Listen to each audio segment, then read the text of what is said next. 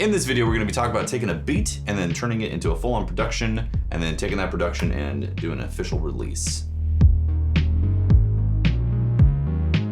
Welcome back to the channel. My name is Tefty. And I'm Meems. Today, we are talking about official song release type of stuff, going from jam to full-on release to production, releasing out in the wild and all that. Right. This particular one, we started back in January of 2020. Mm-hmm. The first jam of the year. Yeah, that was like 9 months ago, right? Yeah. Time's a ticking. Time has been ticking, Yeah. yes. So rolling back to the beginning of this year, for January, we did this beat. It was like one of the first ones, right? Yes. Just had a vibe to it, right? Do-do-do-do-do. Yeah. Do-do-do-do. So we brought that forward into, I think it was like May or something, April or May, and we invited our friend John Beavers, who's a collaborator of ours. To, Dear friend. Yeah, dear friend, collaborator who wrote some lyrics and helped with the rhythm and all that. Yeah. Song. Kind of formed it into a full actual song, right? Yeah. So it went from a jam that was recorded into Ableton. So we had like the raw files, the raw improv, all that stuff. And with that DNA in the Ableton session, we were able to take that and start actually doing like a production around it. And that's what we ultimately ended up starting in, like May and June, right? Yeah. Started actually doing official production. We have footage of that. In fact, this video is gonna be spanning basically 9 months, actually. Yeah, it's gonna be spanning quite a long time, and we're gonna show you that process. In fact, you did the scratch vocal in this upcoming section of the video. That was back in June, I believe.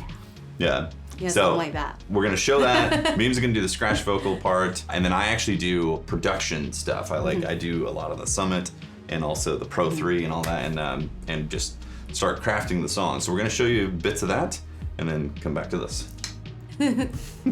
Also, this video is officially sponsored by DistroKid, so thank you very much, DistroKid, for being our very first sponsor on the channel. That is awesome. We'll be talking about them later on the video, about the distribution process and getting it uploaded to all the platforms, so stay tuned for that.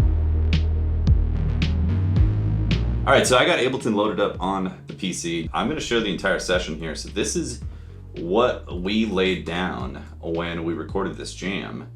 And this gives you a glimpse into how this stuff is always recorded. And this gives us the flexibility to be able to try different stuff in the future if we want. Because not every jam is gonna become a song, obviously. But when we find something and we come back to it and like, oh, that's actually super dope. Yeah, I'm feeling that. Let's move forward with it. 32 minutes. So this is it, like 32 minutes right here. And I believe the one that we picked for the video is right here. Yeah, this one right here. Yep. So a quick note about our setup. It is a hybrid production setup. We have the ability to route 24 channels out into a summing bus, an analog summing bus. So when we do render these out, I typically print another 2-track of that. Again, I do a quick mix of these after the jam, just because like usually your vocals are really loud in the mix, so Meems can hear it, and I wouldn't want to have Oh no, your you don't want to have blasting. that blasted. So that's a quick note on that. I'm gonna save a copy of this and we're gonna trim it up to get it ready for production.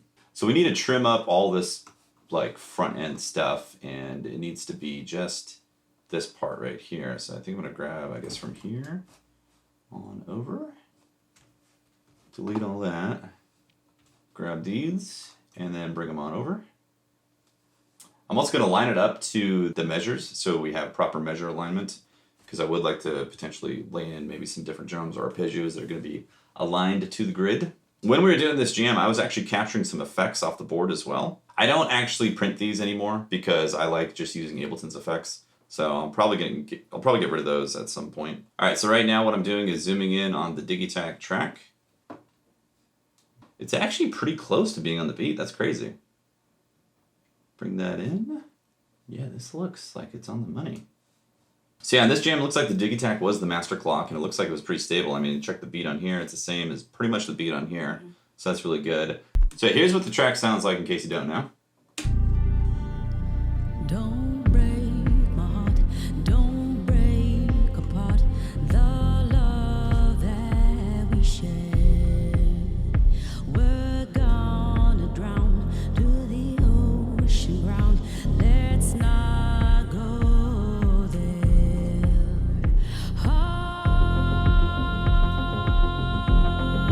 Heart holding my hand.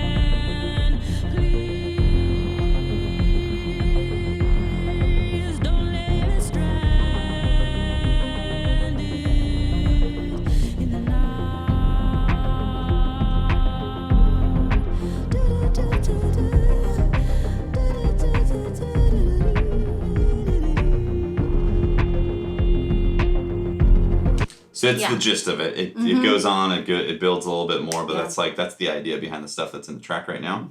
What we need to do is go through the lyrics, right? So I'm going to sing through it, do a rough track of it, send it over to John, and we'll go from there. Yep. There's another thing, too, that we haven't done is actually shape up the track. I'm sure there's measures that we want to cut or extend or something like that. Yeah, in the chorus, we'll repeat that. Can you hear me calling? Can you hear me calling in the night? It's getting late. My fingers ache, but I play it again. This old guitar, my broken heart, they're the closest of friends. So what we did, we went through a couple takes, actually added in a few measures around the where the verse comes in, moved the pre-chorus back a few bars, or 4 bars specifically on the second verse. So we had that in there. I also did a little drum stuff right here. I threw like a little drum bus on there to pop the drums out a bit. All right, nice. Well, I think we have like a scratch vocal to work with. What I'm going to do is pick it back up with some synths on another session. On to the next day. It's actually been a few days. Back into In the Night production. So Meems laid a reference vocal track, and now I want to do some additional instruments into the overall production. And I'll be honest, I don't know exactly what I want to do with this. So this is definitely going to be an experimentation type of thing, seeing what works, what doesn't. I also have the Summit right here that I'm going to be doing some sound design type of stuff, and as well the Pro 3. All right, I think I'm going to work with some harmonic content first. So start out with the Summit. Figure out some stuff with it. Cool, record.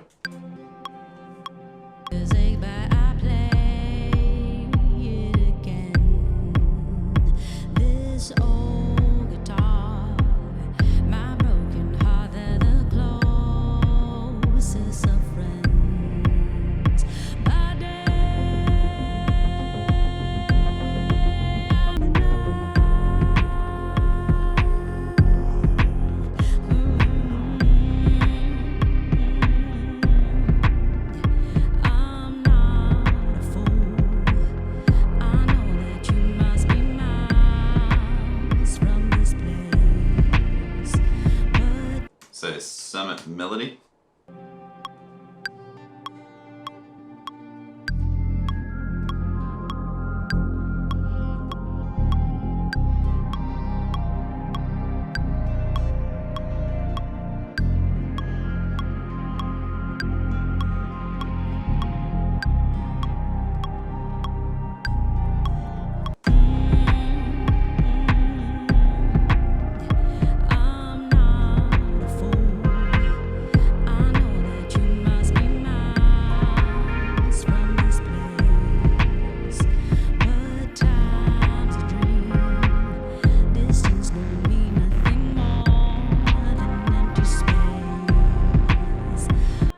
Possibly work. I think I could do it better though.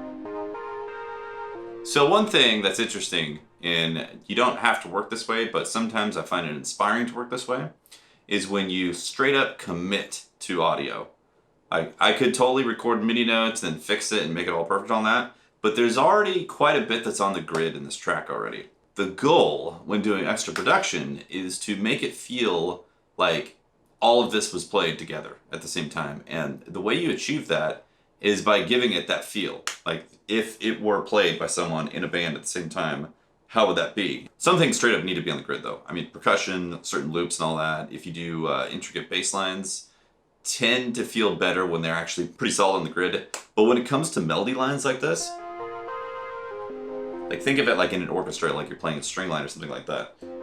It's gonna have this push-pull, and it's not always gonna be right on the money all the time, and that creates this humanistic feel, which suddenly brings it to life. It's like, oh, yeah, I could feel that. When all the chords don't necessarily line up on the one all the time, and certain melody lines come in and out, and they're just subtly off, but the drums are still really on, this feeling starts taking shape.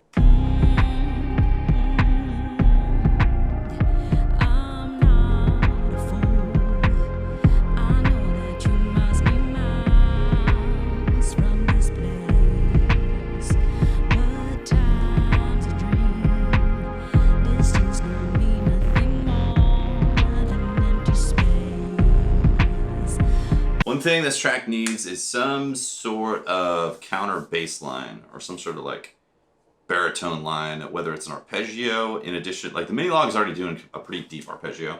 Like you've listened to this. I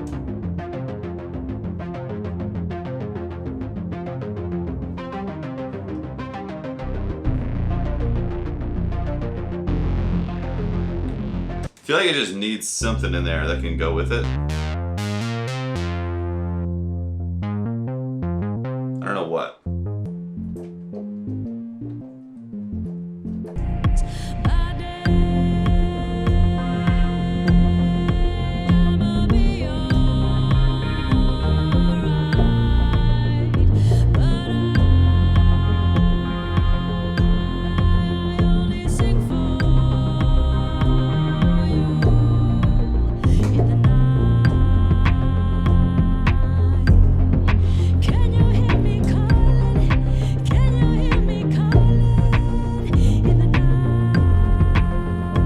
So this is working so far. It's one of those things where I don't know until I've actually had some perspective on it later on, or if I know if I went too far, just screwed stuff up, or my instinct was just off, because that happens. All right, so let's go back to the Summit. I think we're gonna look for some high energy kind of spike stuff for this section.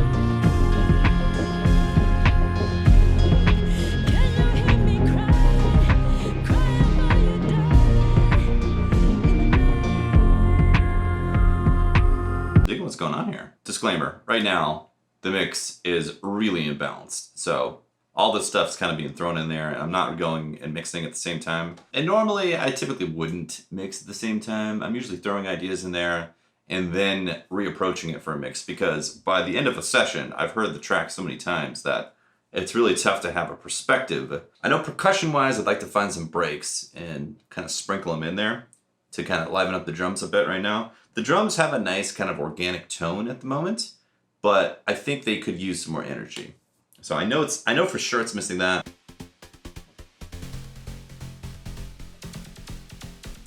That's a pretty cool patch. It is arpeggio based, so I might have to load up some MIDI.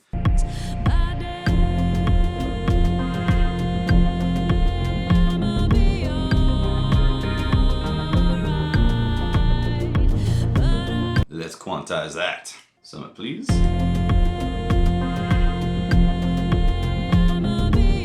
Get another line going here.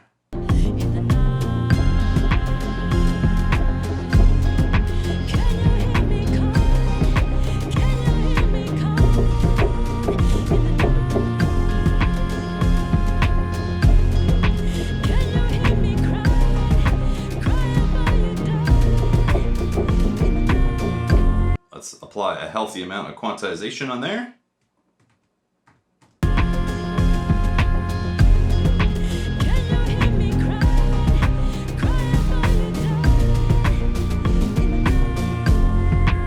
Wow, this actually worked out surprisingly well. I didn't expect this to be so cool sounding, but I really like it. Summit percussion.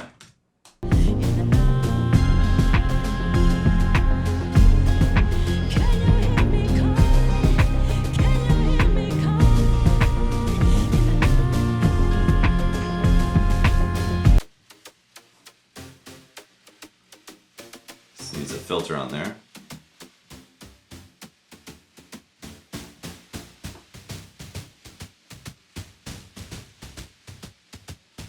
It's like this digital taiko drum thing. Really cool. So overall, I'm really liking where this is at. Once we get harmony vocals in there and a polished lead vocal, I think the mix is really going to come together. All right, so I'm going to grab Meems and she's going to give me live feedback on whether or not I ruined the track. So Memers. Yeah. I did some stuff on the track. I'm excited for you that. to listen to it. Yeah. Yeah, I see that.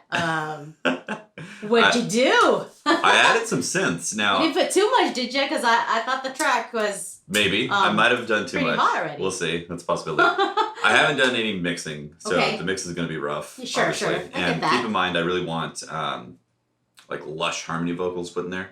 Right. You know, Oh, that I we'll know. work on, This yeah. is not final. Yeah. I say that a lot. By the way.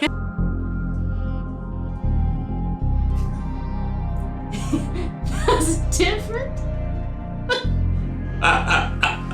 What it's synthy Little space flute. flute, yeah. Space Fancy flute. Space flute.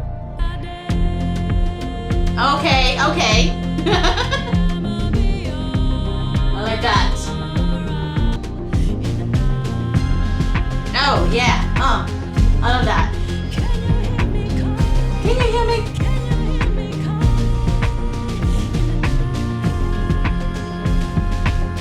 Haven't figured out how much ending either. Like how much needs to be trimmed out or whatever. I kind of like the I love this part. That da na na na. So I like that. That like Ring's guitar sound, yeah. And maybe let it fade. Yeah, like this. I think. I did put the Summit pad, so it's like I feel do that hear feeling. that. Yeah. I feel like that really like And gave then a end. nice support in there. Yeah. Oh, you already did it. Yeah, that's great. I love that the support that goes with that. Yeah. That's what you think. That was really cool. I didn't expect it because I'm used to Used to how it sounds before already. Yeah.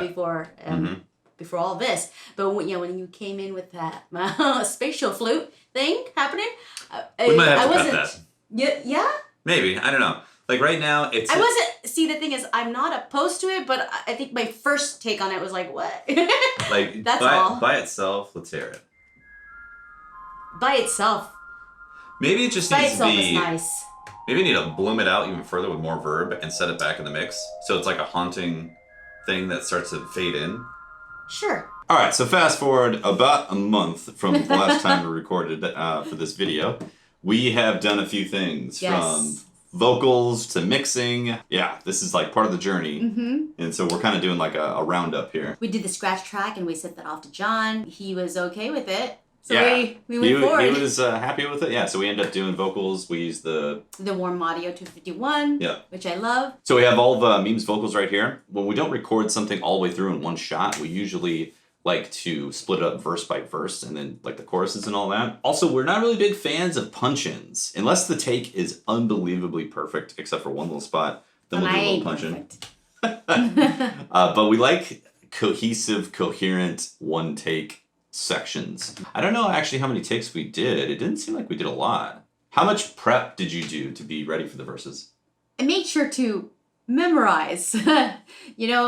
Memory is important, even right? like with my own like lyrics, and I tend to forget them. I'm like, what was that again? But it's great. It's good to memorize the song so you can kind of get it in. Yeah, absolutely. So I just focus on the feeling, the emotion of it. Yeah, you're thinking of the feeling, emotion, as opposed to being like, did I say that line correctly? Right. when you're recording, right? Yeah. So as many times singing it, Yeah. Yeah, I mean, the proof is in the pudding. I mean, like I said, we didn't do too many verse takes. It looks like you had basically knocked it out right there. I don't remember if these were part of them. They might have been. It might have been like 4 takes total for the verses. And then we just started layering in harmonies in there, right? As we went. When it comes to harmonies, like, do you have ideas beforehand? Not really. It's so... I'm always like, let's try this. Yeah. And sometimes it doesn't work. We do kind of wing it when it comes to harmonies. Yeah. But that's also fun, too. Like, to see what happens. Yeah. All right, so we did all those vocals and then sent off some reference mixes over to John to see if he liked it. Yeah. He dug what the performance was, and then we decided to do the mix, right? Yes. So we're going to play what we have here mix-wise, and then I'll break down the mix and give a discussion about that.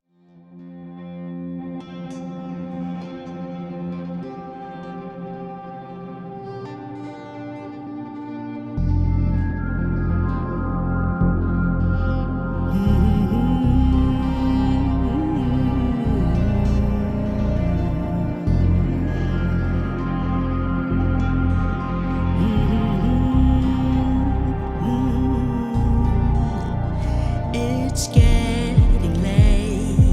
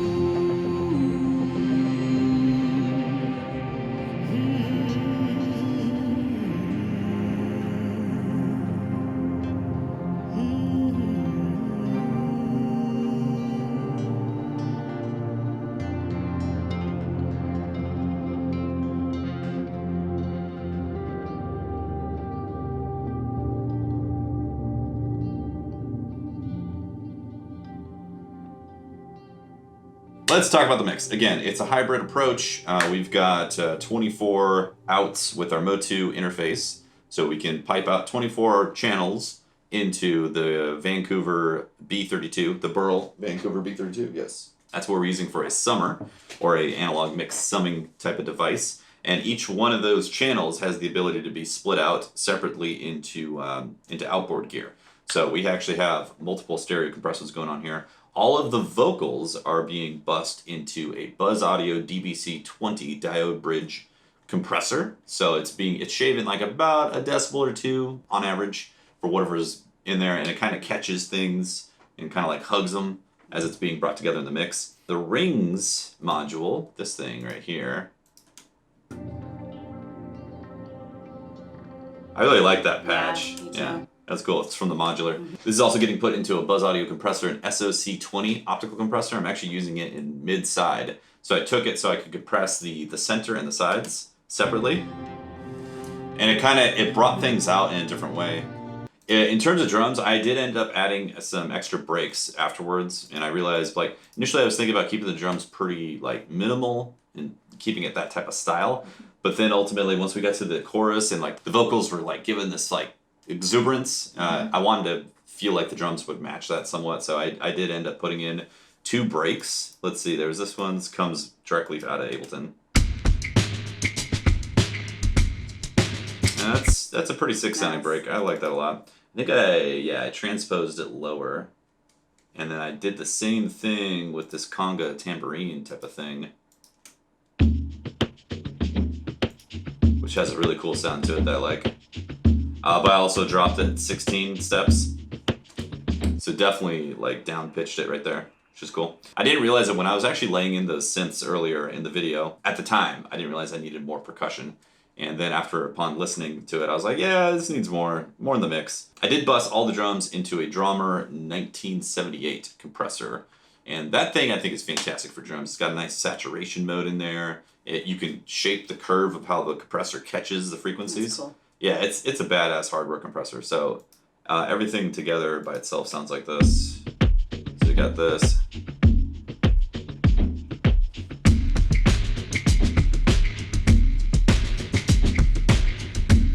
Throw on the bass. That's dope. I really liked this Summit melody with it. Here, I'll let it build up into it. And also the Pro 3 additional melody.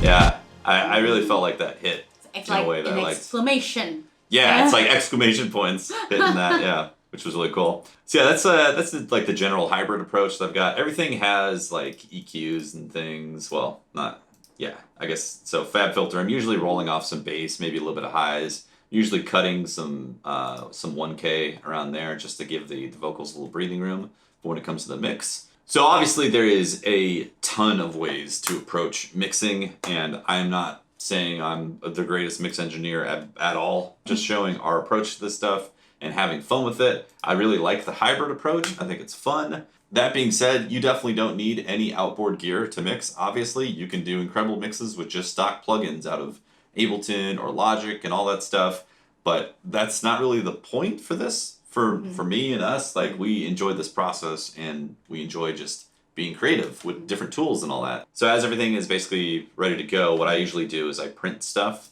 I grab basically a 2-bus capture. And here is from yesterday, July 19th. I captured it. I give a decent amount of headroom for the master.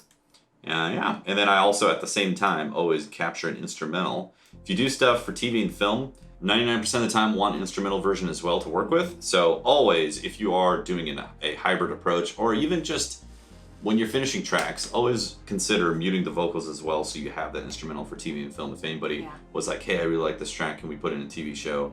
And they just want the instrumental. Yeah, a lot of times, like, an editor will want to like take certain vocals out and then bring a vocal in, but it might be in the middle of a verse. They can't do that if they don't have the instrumental. So instrumental allows you to have that, and that makes you look a lot more professional when you're talking to people who want stuff. All right, so that's part of the evolution of the song. Yes. Right?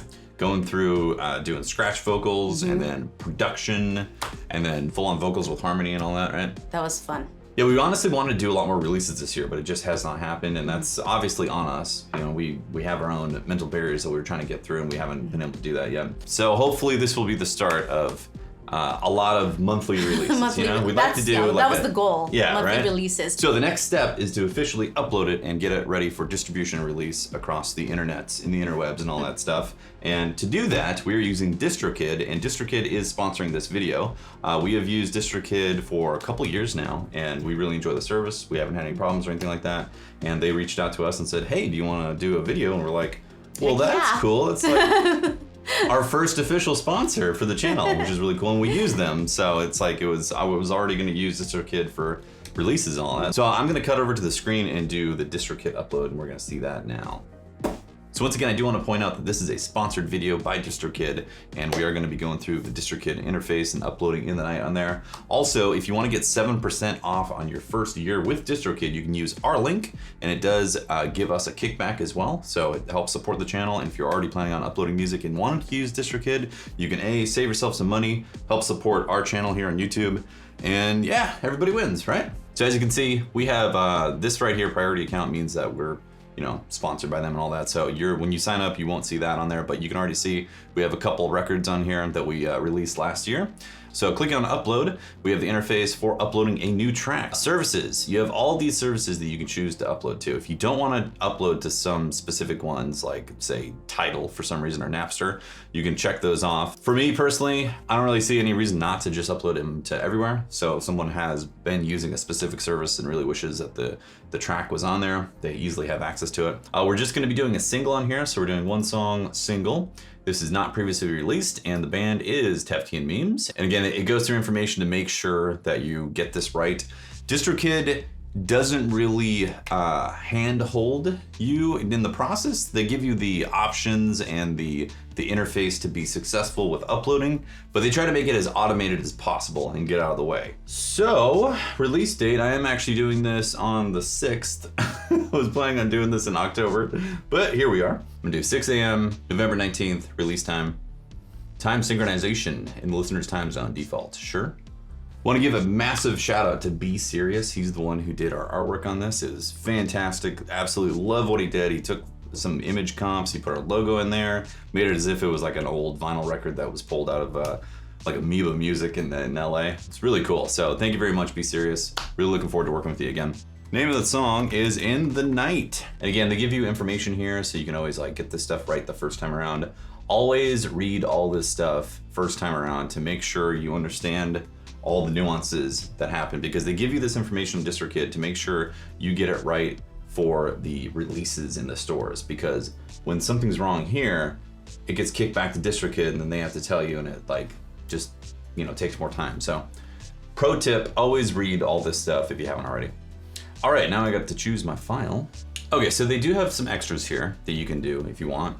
Definitely don't have to. YouTube money right here. I personally don't recommend this because it kind of makes people not really want to use your music if it was like on a whim, unless you're already super popular and people are already putting your music into their videos automatically, then this will help you get a cut of their revenue if you're interested in that type of thing.